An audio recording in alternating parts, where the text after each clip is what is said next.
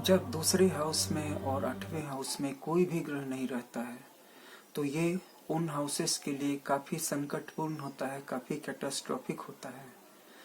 दूसरा हाउस और 8वां house life में एक पर्पस होने के बारे में है और उस पर्पस के साथ साथ एक क्लैरिटी होने के बारे में है। बहुत सारे लोगों की लाइफ में तो कोई पर्पस ही नहीं है, और जिन लोगों की लाइफ में एक पर्पस भी है तो वह दूसरे छोटे छोटे पर्पसों से या टास्क से आच्छादित है, मडल्ड अप है, सब कुछ गड्ढमड्ढ है। यानी कि पर्पस होते हुए भी पर्पस के बारे में क्लैरिटी नहीं है।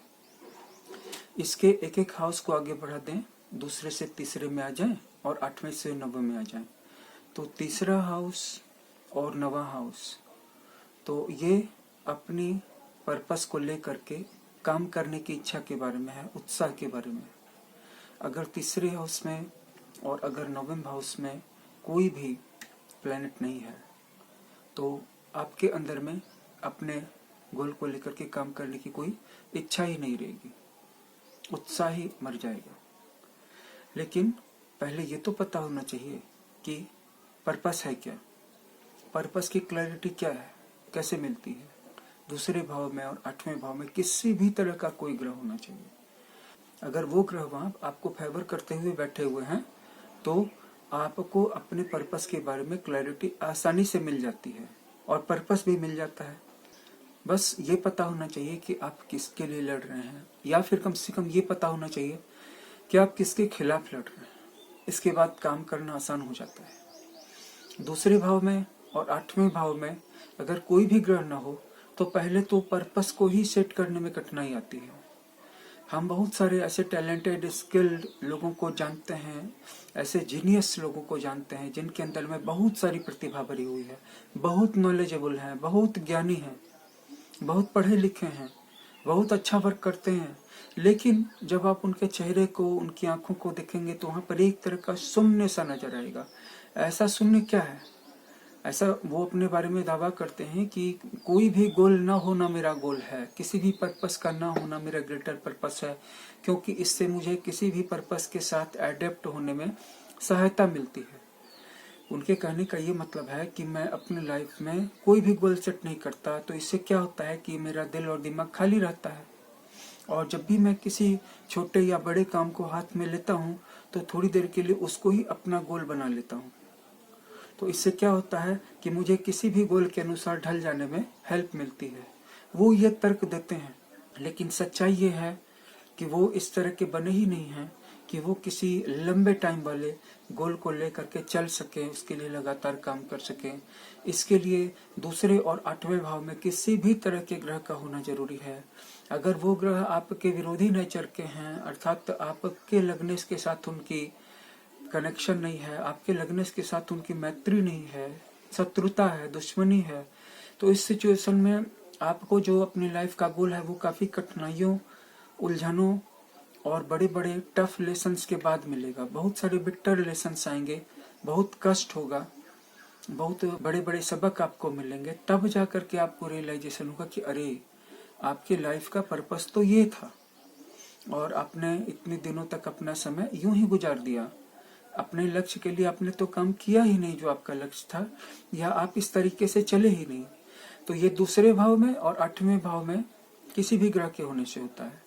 लेकिन मान लीजिए कि दूसरे भाव में और 8वें भाव में कोई ग्रह है और वो ग्रह आपके लग्नेश के साथ मैत्रीयुक्त भी है, फ्रेंडली है, दोस्ताना है, तो आपको अपने लक्ष्य का पता आसानी से चल जाता है। इसके लिए आपको बिटर रिलेशन से होकर के गुजरने की जरूरत नहीं पड़ती है।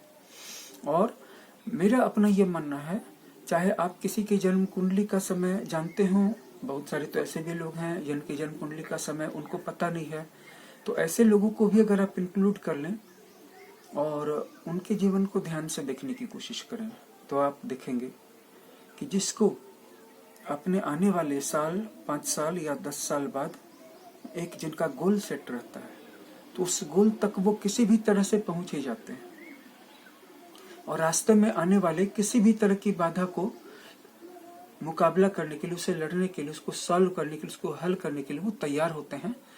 अगर वो पहले से तैयार नहीं भी होते हैं तो उनके अंदर वो वाली स्किल ग्रो कर जाती है, वो वाली बात आ जाती है जिससे कि वो वो तो चल रहे थे अपने लास्ट वाले गोल के लिए, लेकिन उस गोल की ओर जब बढ़ेंगे तो आपको बहुत सारी चीजें पता चलने लगेंगी। मान लीजिए आपने 10 साल बाद एक गोल सेट किया कि मुझे 10 साल बाद 1 अरब डॉलर कमा लेना है, या मुझे एक बहुत बड़ा होटल बना लेना है, या मुझे ये बुक पब्लिश कर लेनी है। तो इस एक गोल को व्यावहारिक धरातल पे 10 साल का समय एक अच्छा समय माना जाता है, क्योंकि अगर आप 1 साल बाद उसको सेट करेंगे तो हो सकता है वो व्यावहारिक न हो। फिर भी गोल नहीं होने की तुलना में 1 साल बाद भी किसी गोल का होना अच्छा है। अगर 1 साल में वो पूरा न होता दिखे तो बाद में उसको 1.5 साल, 2 साल बाद, 3 साल बाद भी सेट कर सकते हैं। अगर कोई गोल बड़ा हो तो उसे 5, 3 या 10 साल बाद रखने से अच्छा होता है। तो आप चले थे उस गोल के लिए, लेकिन जैसे ही आप चलेंगे तो आपके साथ 2 बातें होंगी। एक तो कि आपके रास्ते में कौन कौन आपका विरोधी है या कौन कौन सी बाधाएं हैं, इसका पता आपको चलने लगा। आप इधर जाएंगे तो बाधा इधर आ जाएगी, आप इधर जाएंगे तो बाधा इधर आके रुकेगी। ये बाह्य बाधाएं हैं, एक्सटर्नल फैक्टर्स हैं। कुछ इंटरनल फैक्टर्स भी आएंगे, जैसे आपको पता चलेगा कि आप काम करने के लिए तैयार नहीं है, या इच्छा नहीं है, या आपका उत्साह टेम्पोरेरी था, क्षणिक था, क्षणस्थायी था। तो ये 2 बातें होंगी, अंदर और बाहर की कमियां, बाधाएं उजागर होने लगेंगी। इसीलिए किसी भी गोल के न होने से किसी गोल का होना अच्छा होता है।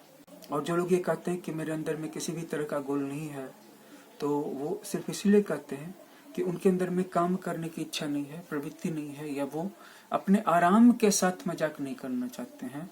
उनको आराम मिलता है, दिमाग खाली खाली लगता है, रेस्ट होकर के अच्छी नींद आ जाती है, और किसी भी गोल के रहने से थोड़ा सोचना पड़ता है, थोड़ा काम करना पड़ता है, तो इससे आराम में खलल पड़ता है, आराम करने में बाधा आती है। यही वजह है कि लोग अपने आलसीपन को, प्रोक्रेस्टिनेशन को हैविंग नो गोल का या हैविंग नॉन एक्सपेक्टेशन का नाम देते हैं। हैविंग नॉन एक्सपेक्टेशन या नो एक्सपेक्टेशंस एक हायर लेवल का स्पिरिचुअल फैक्टर है। अगर आपके अंदर में कोई भी एक्सपेक्टेशन नहीं है, नो एक्सपेक्टेशन या नॉन एक्सपेक्टेशन की स्टेट है, तो ये तो जिंदगी के बहुत सारी चीजों से गुजरने के बाद अपने आप आती है। अगर आप ये सोचते हैं कि मैं इसके बारे में सोच करके इसको अपने अंदर में बना लूंगा, तो एक छोटी सी बाधा या छोटी सी परीक्षा में ये हाथ से निकल जाएगा। मेरे 100 रुपए खो जाते हैं और मैं 20 बार घर के अंदर और बाहर ढूंढता हूँ कि मेरा 100 रुपए का नोट बिल गया तो गया कहाँ। एक छोटी सी चीज खो जाती है, एक मोबाइल खो जाती है, एक चश्मा खो जाता है, या एक क्रेडिट कार्ड कहीं गुम हो जाता है, मैं 50 बार खोजता हूँ उसको, तो फिर मैं कैसे कह सकता हूँ कि मेरे अंदर में नॉन एक्सपेक्टेशन आ गई है।